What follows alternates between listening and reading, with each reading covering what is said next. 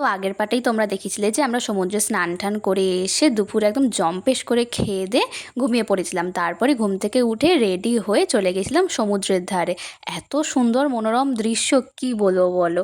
আর ওইখানে গিয়েছি, মাছ খাবো না তাও কি হয়, বকখালির একদম ফ্রেশ মাছ, ওরা প্রচুর প্রচুর রকমের মাছ ওখানে বিক্রি হচ্ছিল, চিংড়ি, ইলিশ, নানান রকম কাঁকড়া। এছাড়া আমি অনেক মাছের নাম জানি না, সেরকম অনেক মাছ আমরা ট্রাই করেছিলাম এবং ওদেরকে বললে ওরা তোমাদের একদম মাছটা একদম সামনে দাঁড়িয়ে কেটে ভেজে তৈরি করে তোমাদেরকে দেবে। তারপর সেখান থেকে ঘুরে আমরা একটু চা খেয়ে বাড়ি চলে এলাম। আর আমাদের হোটেলে অর্ডার দেওয়া ছিল রুটি আর মাংস। আর তার সাথে তো আমরা প্রচুর রকমের মাছ কিনেছিলাম। ইলিশ মাছ, এই দেখো এটা ছিল কাঁকড়া। এছাড়াও ইলিশ মাছ, চিংড়ি মাছ, না চিংড়ি মাছটা আমরা ওখানে খেয়ে এসেছিলাম, এটা বাসা মাছ না কী মাছ বলে, আমি নামটা এক্স্যাক্ট জানি না। তোপসে ফ্রাই, আরও নানান রকমের মাছ খেয়েছিলাম, প্রায় 6 থেকে 7 রকমের মাছ খেয়েছিলাম। তো দেখা হচ্ছে তোমাদের সাথে পরের পার্টে। Bye bye.